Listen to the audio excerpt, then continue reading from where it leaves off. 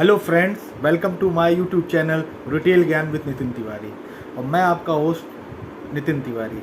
और आज का जो बहुत अच्छा टॉपिक है, और ये टॉपिक मैं पहले कवर कर चुका हूँ, केपीआई।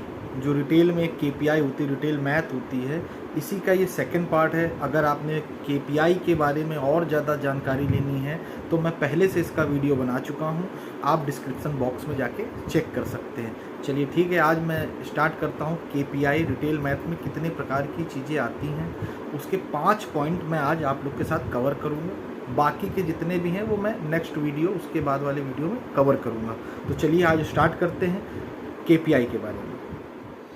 तो दोस्तों, मैं आज आपको 5 ऐसे फॉर्मूला बताने जा रहा हूं जो केपीआई के अंडर में आते हैं, और जिससे आपको अपने परफॉर्मेंस के बारे में पता चलेगा, अपने स्टोर आपका कैसा चल रहा है, कैसा वर्किंग कर रहा है, ग्रोथ है, डी ग्रोथ है, कैसा है। तो इन फॉर्मूले से आपको काफ़ी हद तक हेल्प मिलेगी और आपको पता चलेगा।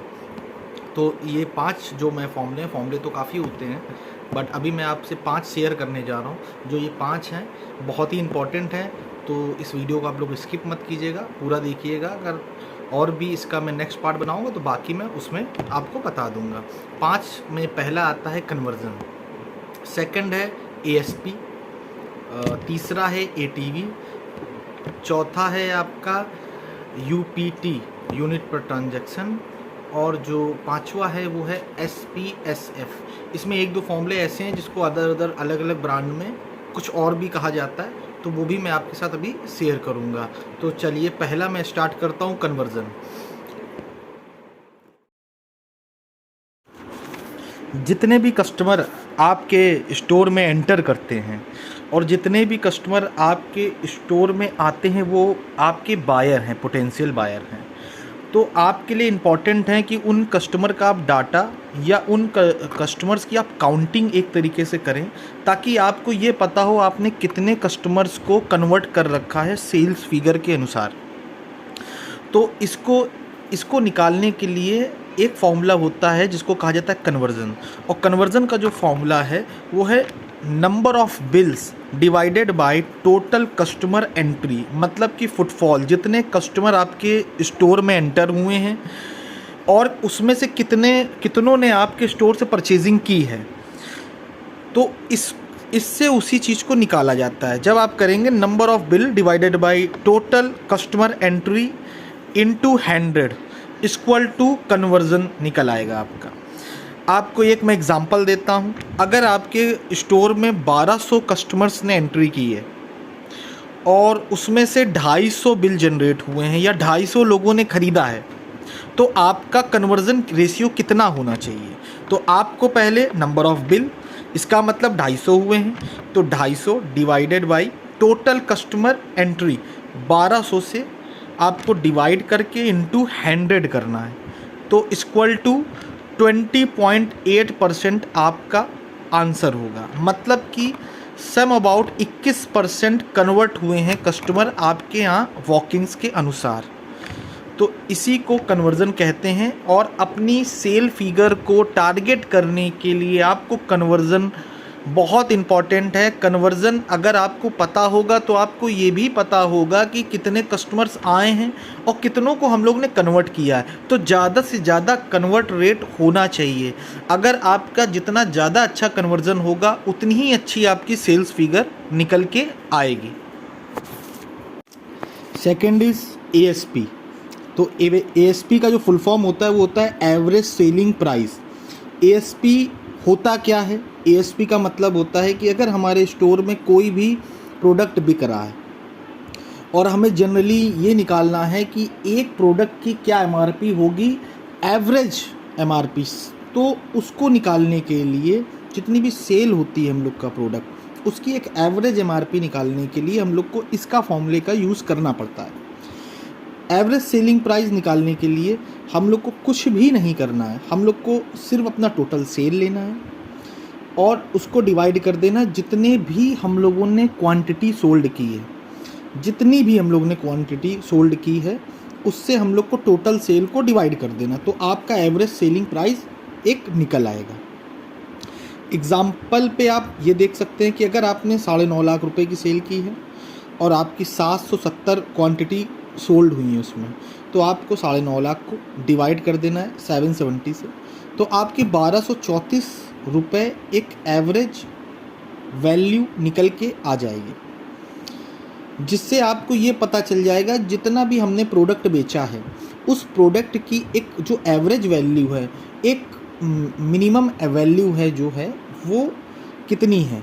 तो 1234 अगर आप इंटू कर दोगे 770 क्वांटिटी में तो वही 9.5 लाख रुपए हो जाएगा।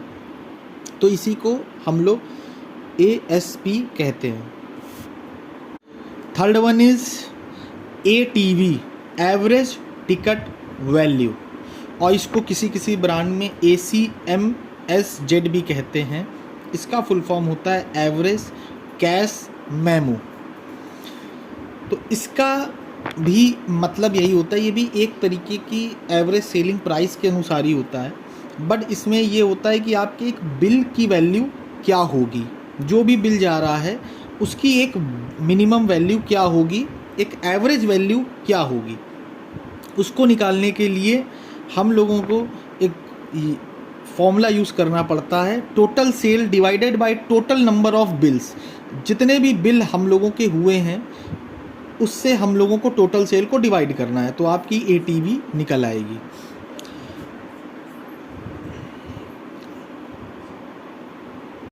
चौथा हम लोग का जो है वो है UPT, यूनिट पर ट्रांजैक्शन।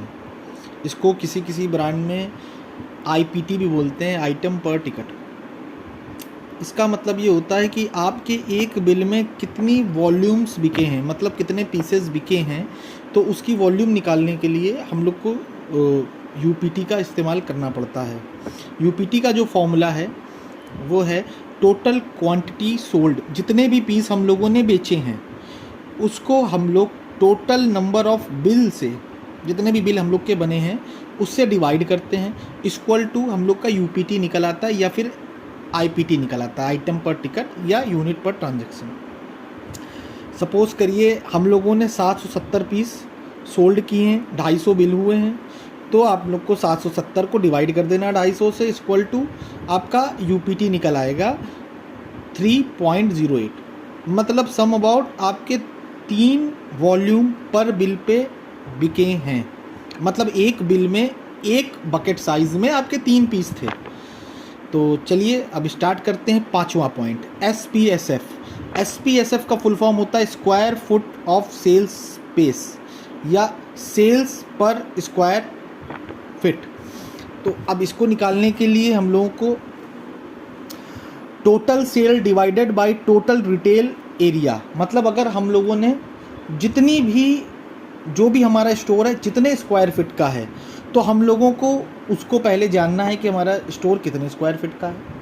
अगर हमें वो पता है तो हमारे लिए बहुत अच्छी बात है, अगर नहीं पता है तो उसको किसी से, अपने लैंडलॉर्ड या किसी से पूछ लेना है।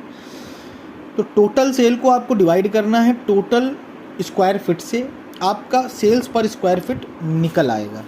चलिए इस वीडियो में यहीं तक, अब नेक्स्ट वीडियो जो मैं बनाऊंगा उसमें बाकी के KPI को मैं आप लोग के साथ शेयर करूंगा, और इसको आप देखिए, आपके आने वाले जो भी आप स्टोर में जॉब कर रहे हैं या आप क्या कहते हैं आपका खुद का स्टोर है, तो आपके लिए बहुत इजी हो जाएगा इन सब KPI के थ्रू अपने स्टोर की प्रोग्रेस को जानना। चलिए धन्यवाद, थैंक यू, मिलते हैं अपने नेक्स्ट वीडियो में।